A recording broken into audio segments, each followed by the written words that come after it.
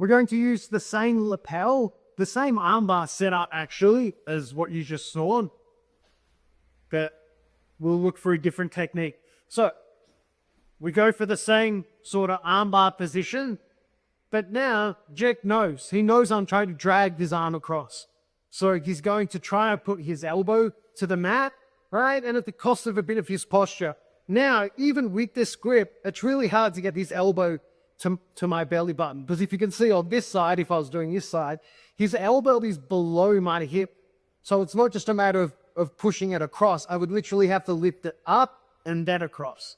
So when someone's actively digging that elbow down below your hip, it is quite hard to pull it across, all right? So we're going to keep the slack of the lapel that we have, and now instead of being over the bicep, we're going to pull it all the way up into the armpit. So all the slack we can get into the armpit, and we hug behind the neck to control the head. Now I've got Jet's posture really well controlled, by the way, with this grip. Next thing we need to do, the arm we were attacking, we need to get on the inside of it. So if Jet's hands are already on the mat, that's fine, I'm over the top of it. If his hand is still, if you can see, if his hand is still here, you can see he's on the inside of my arm. We need to circle in so we get to the inside, all right? Now we're going to do a hip escape. So we open our guard and we take our hip towards the side of the lapel that we're controlling. And then we still pinch our knees together. So I've still got good posture control of my opponent.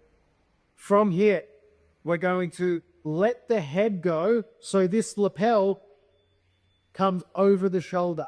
But when you do, if I just let go of the head and do this, drag the posture back up, I've lost it all.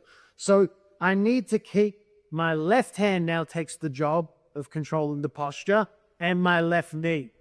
And we go over the shoulder. Now we feed this lapel under the chin and we grab it palm down with the other hand, okay? The only important detail once we're here, like it's already on for Jake, as long as I keep my elbow close. If I flare my elbow, his head pops out, right?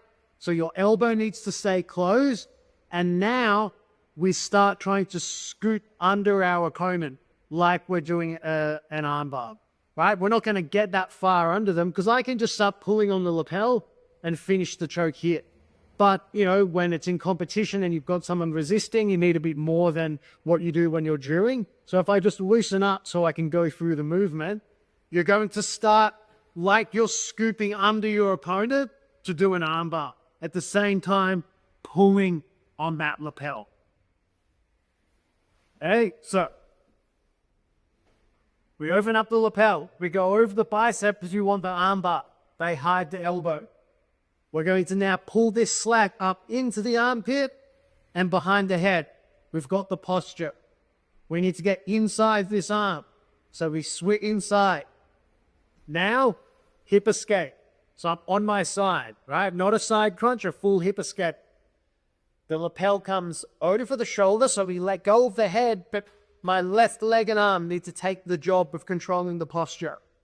Over the shoulder, under the chin, and feed it to this hand. Palm facing away from you. Don't try to grab it where you can see your palm, right? Palm down.